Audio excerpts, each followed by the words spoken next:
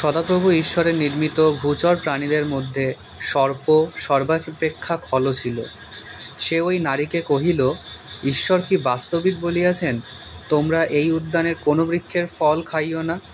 নারী সর্পকে কহিলেন, আমরা এই উদ্যানস্থ বৃক্ষ সকলের ফল খাইতে পারি, কেবল উদ্যানের মধ্যস্থানে যে বৃক্ষ আছে তাহার ফলের বিষয়ে ঈশ্বর বলিয়াছেন, তোমরা তাহা ভোজন করিও না, স্পর্শও করিও না, করিলে মরিবে। তখন সর্প নারীকে কহিল, কোনো ক্রমে মরিবে না, কেননা ঈশ্বর জানেন, যেদিন তোমরা তাহা খাইবে সেই দিন তোমাদের চক্ষু খুলিয়া যাইবে, তাহাতে তোমরা ঈশ্বরের সদৃশ হইয়া সৎ সৎ জ্ঞান প্রাপ্ত হইবে। নারী যখন দেখিলেন ওই বৃক্ষ সুখাদ্যদায়ক ও চক্ষুর লোভজনক, আর ওই বৃক্ষ জ্ঞানদায়ক বলিয়া বাঞ্ছনীয়, তখন তিনি তাহার ফল পাড়িয়া ভোজন করিলেন। পরে আপনার মতো নিজ স্বামীকে দিলেন, আর তিনিও ভোজন করিলেন। তাহাতে তাহাদের উভয়ের চক্ষু খুলিয়া গেল, এবং তাহারা বুঝিতে পারিলেন যে তাহারা উলঙ্গ। আর ডুমুর বৃক্ষের পত্র সিঙ্গাইয়া ঘাগরা প্রস্তুত করিলেন। পরে তাহারা সদাপ্রভু ঈশ্বরের রব শুনিতে পাইলেন। তিনি দিবাবসানে উদ্যানে গমনাগমন করিতেছিলেন।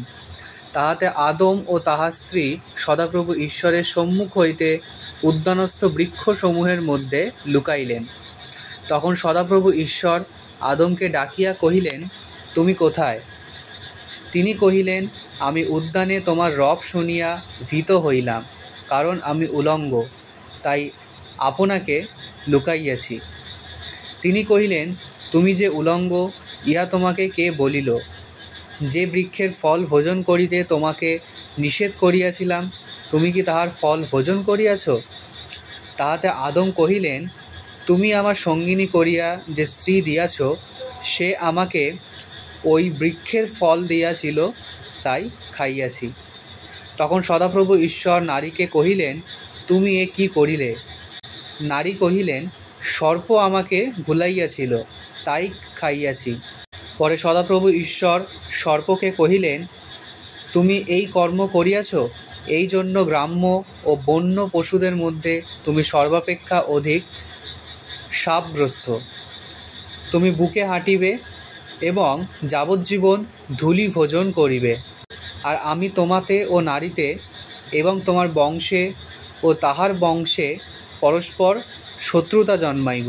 সে তোমার মস্তক চূর্ণ করিবে এবং তুমি তাহার পাদমূল চূর্ণ করিবে। পরে তিনি নারীকে কহিলেন, আমি তোমার গর্ভবেদনা অতিশয় বৃদ্ধি করিব। তুমি বেদনাতে সন্তান প্রসব করিবে এবং স্বামীর প্রতি তোমার বাসনা থাকিবে, এবং সে তোমার উপরে কর্তৃত্ব করিবে। আর তিনি আদমকে কহিলেন, যে বৃক্ষের ফলের বিষয়ে আমি তোমাকে বলিয়াছিলাম, তুমি তাহা ভোজন করিও না, তুমি তোমার স্ত্রীর কথা শুনিয়া তাহার ফল ভোজন করিয়াছ। এই জন্য তোমার নিমিত্ত ভূমি অভিশপ্ত হইল। তুমি যাবজ্জীবন ক্লেশে উহা ভোগ করিবে, আর উহাতে তোমার জন্য কণ্টক ও শেয়াল কাঁটা জন্মিবে, এবং তুমি ক্ষেত্রের ঔষধি ভোজন করিবে। তুমি ঘর্মাক্ত মুখে আহার করিবে, যে পর্যন্ত তুমি মৃত্তিকায় প্রতিগমন না করিবে।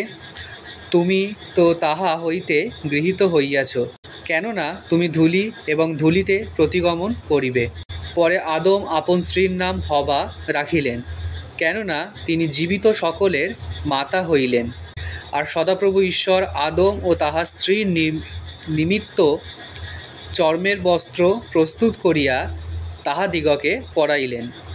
আর সদাপ্রভু ঈশ্বর কহিলেন, দেখো, মনুষ্য সৎ সৎ জ্ঞানপ্রাপ্ত হইবার বিষয়ে আমাদের একের মতো হইল।